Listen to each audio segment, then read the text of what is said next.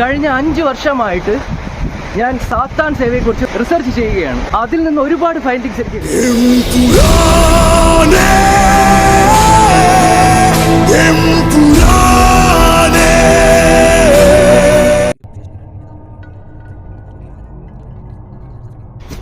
Welcome back to my channel. ഈ ഇടയായിട്ട് ഇൻസ്റ്റയിൽ വൈറലായിട്ടുള്ള ഒരു സാത്താൻ സേവ സൈറ്റ് എന്നൊക്കെ പറയപ്പെടുന്ന ഒരു ഏരിയയിലാണ് ഞാനിപ്പോൾ നിൽക്കുന്നത്. സ്കോട്ട്ലാൻഡിലോ വെനീസിലോ US ഒന്നുമല്ല, നമ്മുടെ സ്വന്തം ഫോർട്ട് കൊച്ചിയിലാണ്. ഓക്കെ, ഫോർട്ട് കൊച്ചിയിലാണ് ഞാനിപ്പോൾ ഉള്ളത്. Lodge Cochin. Look, lodge Cochin. അന്തിക്രിസ്തു പിതാവിൻ്റെയും പുത്രൻ്റെയും ഇടയിൽ വിരിഞ്ഞ ഇരുട്ടിൻ്റെ മുമ്പ്, തമോഗോളങ്ങളുടെ എമ്പുരാൻ ലൂസിഫർ.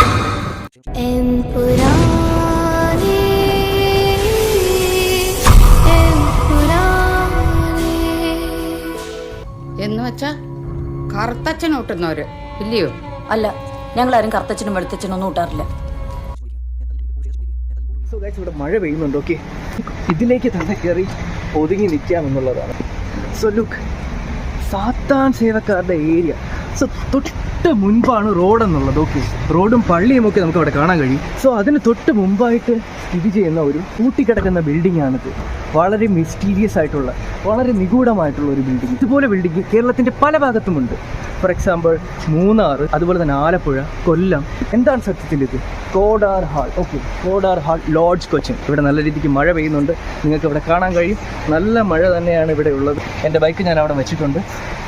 അത്യാവശ്യം അടിപൊളി ഒരു പുൽ മൈതാനം പോലെയാണ് ഇതിൻ്റെ മുൻവശമൊക്കെ ഉള്ളത്. നിങ്ങൾക്ക് ആർക്കെങ്കിലും ഫ്രീമേസൺസിനെ കുറിച്ച് എന്തെങ്കിലും അറിയും? നിങ്ങൾ രാവിലെ എണീക്കുന്നു, ജോലിക്ക് പോകുന്നു, വൈകുന്നേരം തിരിച്ചു വരും. ഇതൊക്കെയാണ് ഒരു സാധാരണക്കാരൻ്റെ ജീവിതം എന്നുള്ളത്. പക്ഷെ ഇതിനപ്പുറത്തേക്ക് ചില കാര്യങ്ങളുണ്ട്. നമ്മൾ രാവിലെ എണീക്കുന്നു, നമ്മുടെ തിരക്ക് പിടിച്ച ജീവിതം ജീവിക്കുന്നു, രാത്രി കിടന്നുറങ്ങുന്നു, മാധ്യമങ്ങൾ പറയുന്ന കാര്യങ്ങൾ വെള്ളം തൊടാതെ വിശ്വസിച്ചുകൊണ്ട് ഒരു ജീവിതം ജീവിക്കുന്നു. ഇലക്ഷൻ നടക്കുന്നു, മാറിയും തിരിഞ്ഞും സർക്കാരുകൾ അധികാരമേൽക്കുന്നു. എന്നാൽ നമ്മൾ കൊടുത്ത വോട്ട് കിട്ടി ജയിച്ചവർ തന്നെയാണോ നമ്മളെ ഭരിക്കുന്നത്? നേതാക്കന്മാരെ മുൻനിർത്തി ചില നിഗൂഢ ശക്തികളാണ് ഈ ലോകം കൺട്രോൾ ചെയ്യുന്നതെന്ന് ചിലർ വാദിക്കുന്നു. അതെ, ഇലുമിനാറ്റികളാണ് ഈ ലോകം ഭരിക്കുന്നതെന്ന് ചിലർ വാദിക്കുന്നു. ഇനി ഫ്രീ മേസൺസ് എന്താണെന്ന് പറയാം. ലോകമെമ്പാടും വ്യാപിച്ചു കിടക്കുന്ന ഒരു ഗ്രൂപ്പാണ് അതെന്നുള്ളത്. മേസൺസ് എന്ന് വെച്ചാൽ മേസ്തിരികൾ എന്ന് തന്നെയാണ് അർത്ഥം. ശില്പികൾ, മേസ്തിരികൾ, ഇവരുടെ സംഘടനയാണ് ഇതെന്നുള്ളത്. ബൈബിൾ എഴുതപ്പെട്ട കാലം മുതൽ ഇവർ പ്രവർത്തിക്കുന്നുണ്ട് എന്ന് കരുതപ്പെടുന്നു. നോഹയുടെ പേടകം മുതൽ ഈജിപ്തിലെ പിരമിഡുകൾ വരെ ഇവരിൽപ്പെട്ടവരാണ് നിർമ്മിച്ചതെന്ന് പറയപ്പെടുന്നു. ശില്പികളുടെ സംഘടനയിൽ ശില്പികൾ മാത്രമല്ല, സമൂഹത്തിലെ ഹൈലി ഇൻഫ്ലുവൻഷ്യൽ ആയിട്ടുള്ള ആൾക്കാർ വരെ ഇതിൽ പ്രവർത്തിച്ചു വരുന്നു എന്ന് പറയപ്പെടുന്നു. അമേരിക്കൻ പ്രസിഡന്റ്സ്, മറ്റ് ഒട്ടനവധി ലോക നേതാക്കൾ, ഇവരെല്ലാം ഇതിലെ അംഗങ്ങളാണെന്ന് പറയപ്പെടുന്നു. കേരളത്തിലെ കൊല്ലത്തുള്ള മാസോണിക് ഹാൾ, മൂന്നാറിലെ മാസോണിക് ഹാൾ, കൊച്ചിയിലെ മാസോണിക് ഹാൾ, അങ്ങനെ ഒട്ടനവധി മാസോണിക് ഹാളുകളിൽ ഇവർ ഇന്നും ഒത്തുകൂടാറുണ്ടെന്ന് പറയപ്പെടുന്നു. ഇവരെ കുറിച്ചുള്ള ആരോപണങ്ങൾ ഒട്ടനവധിയാണ്. ഇവരാണ് ലോകം ഭരിക്കുന്നതെന്നും ഇവർ സാത്താൻ സേവക്കാരാണെന്നും ഇവർ ഇസ്ലാമിനെതിരാണെന്നും ഒക്കെ ആരോപിക്കപ്പെടുന്നു. ക്രിസ്ത്യാനികൾക്കും ഇവരോട് എതിർപ്പാണുള്ളത്. പക്ഷെ ഇവരെ കുറിച്ച് ആരോപിക്കപ്പെടുന്ന കാര്യങ്ങളിൽ സത്യമുണ്ടോ എന്നുള്ളതിന് വ്യക്തതയില്ല. മനുഷ്യ പുരോഗമനത്തിന് വേണ്ടിയിട്ടുള്ള ഒരു സംഘടനയാണ് ഫ്രീ മേസൺസ് എന്നാണ് വാദിക്കപ്പെടുന്നത്. ഫ്രീ മേസൺസിനെ കുറിച്ച് ആധികാരികമായിട്ടുള്ള അറിവുകൾക്ക് പരിമിതികളുണ്ടെന്നും അവരുടെ പ്രവർത്തന രീതികളിൽ ചില നിഗൂഢ സ്വഭാവമുണ്ടെന്നും വാദിക്കപ്പെടുന്നു. ലോകത്തെ ഏറ്റവും പഴക്കം ചെന്ന് എന്നാൽ ഇപ്പോഴും ആക്റ്റീവ് ആയിട്ടുള്ള സംഘടനയാണ് ഫ്രീ മേസൺറി എന്നുള്ളത്. ആണുങ്ങൾക്ക് വേണ്ടി മാത്രമുള്ള ഈ സംഘടനയിൽ ആധുനിക കാലത്ത് പെണ്ണുങ്ങളും ഉൾപ്പെടുന്നു. ലോകമെമ്പാടും ഇപ്പോഴും പ്രവർത്തിച്ചു വരുന്ന ഈ സംഘടന ഒരു ലോ പ്രൊഫൈലാണ് പബ്ലിക്കിന് മുന്നിൽ കീപ്പ് ചെയ്യുന്നത്. അതുകൊണ്ട് തന്നെ ഊഹാപോഹങ്ങളും ഗൂഢാലോചന സിദ്ധാന്തങ്ങളും ഇവർക്ക് മേൽ ആരോപിക്കപ്പെടും. സംഗതി പഴയ കുടുംബക്കാരും ക്രിസ്ത്യാനികളും ഒക്കെ തന്നെയാ. പുറമേന്ന് നോക്കുമ്പോൾ മിശിഹായോടും തിരുസഭയോടും ഒക്കെ വിധേയപ്പെട്ട് ജീവിക്കുന്നവര്. എല്ലാ ആഴ്ചയിലും മുടങ്ങാതെ പള്ളി വരും, ഒക്കത്തില് സംബന്ധിക്കും, പള്ളിക്കും പട്ടക്കാർക്കും വേണ്ടതെല്ലാം വാരിക്കോരി കൊടുക്കുകയും ചെയ്യും. പക്ഷെ പുറത്ത് ആരും അറിയാതെ അവരുടെ കുടുംബങ്ങളിൽ ചില രഹസ്യ ഏർപ്പാടൊക്കെ ഉണ്ടെന്നാ പറയുന്നത്. സഭയ്ക്കും പ്രമാണങ്ങൾക്കും നിരക്കാത്ത ചില കർമ്മങ്ങള്, വെച്ചാരാധനകള് ഒക്കെ പണ്ടുള്ളവര് പറഞ്ഞു കേട്ടിട്ടുള്ളതാന്നേ. കഴിഞ്ഞ 5 വർഷമായിട്ട് ഞാൻ സാത്താൻ സേവയെക്കുറിച്ച് റിസർച്ച് ചെയ്യുകയാണ്. അതിൽ നിന്ന് ഒരുപാട് ഫൈൻഡിങ്സ് എനിക്ക് കിട്ടി. Beat me, hate me, you can never break me. Will me, thrill me, you can never kill me. You me, sue me, everybody do me. Kick me, crack me, don't you black and white me. All I wanna say is that they don't really care about us. ഞാൻ എല്ലാ കാര്യവും വളരെ detail ആയിട്ട് തന്നെ പറയാം. നല്ല രീതിക്ക് ഇവിടെ മഴ പെയ്യുന്നുണ്ട്. എൻ്റെ ഹെൽമറ്റും അവിടെ ഇരുന്ന് നനയുന്നുണ്ട്. ഹെൽമറ്റ് നനഞ്ഞാൽ അത് പ്രശ്നമാണ്. എന്തായാലും ഹെൽമറ്റ് എടുത്ത് അകത്തേക്ക് പോകാം. ഓക്കെ,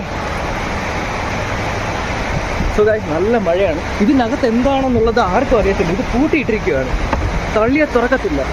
ഇതുവഴി നോക്കാം. ലുക്ക്, ഇതൊരു ഹാളാണ്. ഇതെന്തോ ഓഫീസ് റൂം പോലെയാണ്. ഇവിടെ എന്തൊക്കെയോ എഴുതി വച്ചിട്ടുണ്ട്, പക്ഷെ അതൊന്നും ക്ലിയർ ആയിട്ട് വ്യക്തമല്ല.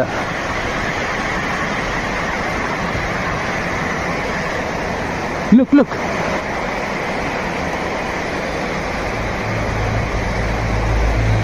എന്താണിത്? എന്തോ അലമാരയോ കാര്യങ്ങളൊക്കെ അതിനകത്തുണ്ട്. ഇവരുടെ മീറ്റിംഗ് നടക്കുന്ന ഏരിയ ആണ് ഇതെന്നുള്ളത്. ഇപ്പോൾ ഇവിടെ ഇത് ആക്റ്റീവ് ആണോ എന്നൊന്നും അറിയത്തില്ല.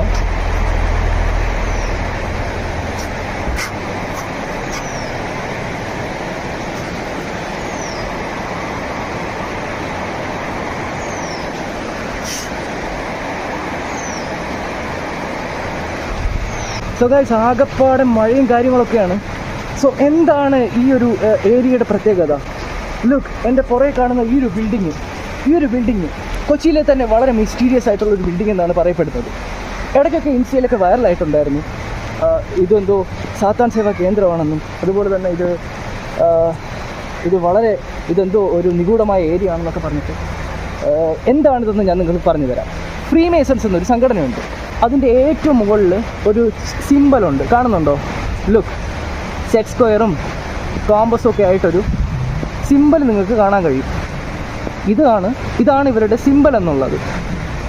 ഫ്രീമേസൺസിന്റെ സിമ്പലാണ് നിങ്ങൾക്ക് അവിടെ കാണാൻ കഴിയുന്നത്. കത്തോലിക്കൻസിന്റെ കണ്ണിലെ കരടാണ് ഫ്രീമേസൺറി എന്നുള്ളത്. ഫ്രീമേസൺസ് പറയുന്നത് ഏത് ദൈവത്തിനെയും പ്രാർത്ഥിക്കാമെന്നുള്ളത് തന്നെയാണ്. ഇസ്ലാംസ് ഇവർ ഒരിക്കലും അക്സെപ്റ്റ് ചെയ്യത്തില്ല. കാരണം ഇപ്പോൾ നടക്കുന്ന പാലസ്തീനിലെ ഇഷ്യൂ വരെ ഇവരുടെ സപ്പോർട്ടോട് കൂടിയാണെന്നാണ് പറയുന്നത്. ഫ്രീമേസൺസ് ജൂതന്മാരെ സപ്പോർട്ട് ചെയ്യുന്നു എന്ന് പറയപ്പെടുന്നു. ഹിന്ദുക്കൾക്ക് ഇതൊരു ക്യൂരിയസ് കേസാണ്. ഒട്ടനവധി കഥകളാണ് ഇവർക്കെതിരെ പ്രചരിച്ചുകൊണ്ടിരിക്കുന്നത്. ഇതിന്റെയൊക്കെ സത്യാവസ്ഥ എന്താണെന്ന് അറിയത്തില്ല. നമുക്ക് എന്തായാലും ഇതിന്റെ ചുറ്റും ഒന്ന് പോയിട്ട് വരാം. സോ ലുക്ക്, ഇവിടെ ഒരു ഓപ്പണിംഗ് നമുക്ക് കാണാൻ കഴിയും.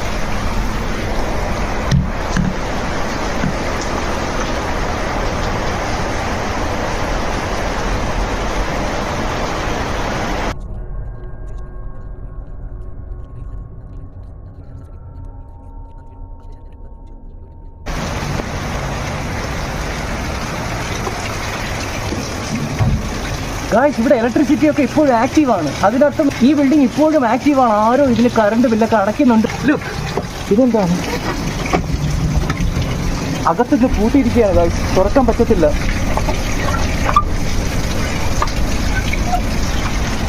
സോ നമുക്ക് അപ്പുറത്തെ സൈഡ് എന്താണെന്ന് നോക്കിയിട്ട് വരാം.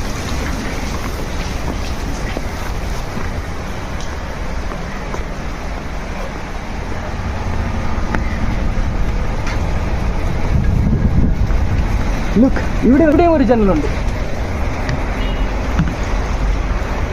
എന്താണെന്ന് കാണാൻ കഴിയുന്നില്ല.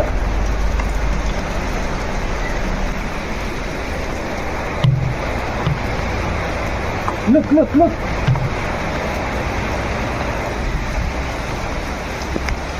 ഗൈസ്, ഇങ്ങോട്ട് കാടാണ്. ലുക്ക്, ഇവിടെ AC ഉണ്ട്. അവിടെ ഒരു വാതിലും ഉണ്ട്.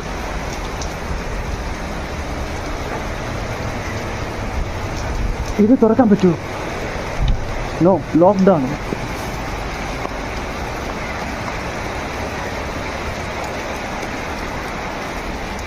സർ, ഒക്കൾട്ടിസം അതുപോലെ തന്നെ ദുർമന്ത്രവാദം ഇന്നും ഈ നൂറ്റാണ്ടിലും ഇത്തരത്തിലുള്ള അന്ധവിശ്വാസങ്ങൾ നിലനിൽക്കുന്നുണ്ട്. അതിനെക്കുറിച്ച് സാറിൻ്റെ അഭിപ്രായം എന്താണ്?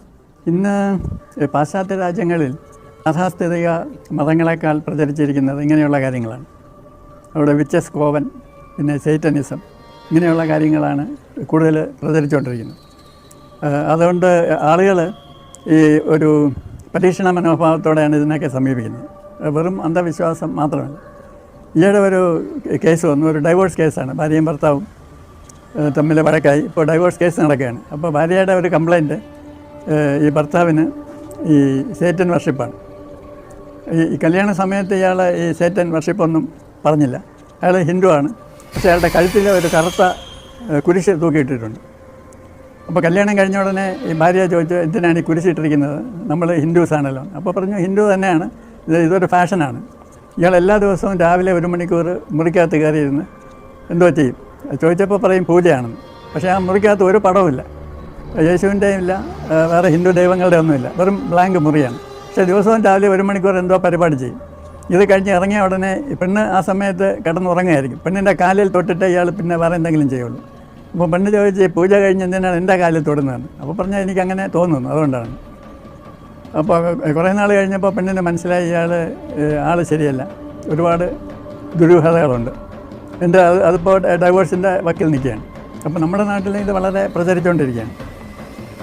അപ്പോൾ ഇങ്ങനെയുള്ള ദുർമന്ത്രവാദം, സൈറ്റനിസം ഇതൊക്കെ അൾട്ടിമേറ്റ്ലി കുഴപ്പം തന്നെയാണെന്ന് ഇവർക്കെല്ലാം അറിയാം.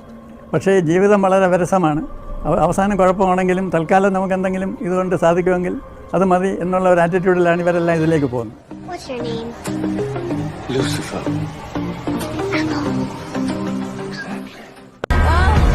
ഇത് നാട്ടുകാരോടോ പോലീസുകാരോടോ ഒന്നും പറയാൻ തന്നെ എന്നെ പിടിച്ചിടാനുള്ള വലിപ്പൊന്നും ഇപ്പൊ ഇവിടെ തോറും ജയിലിലേക്കും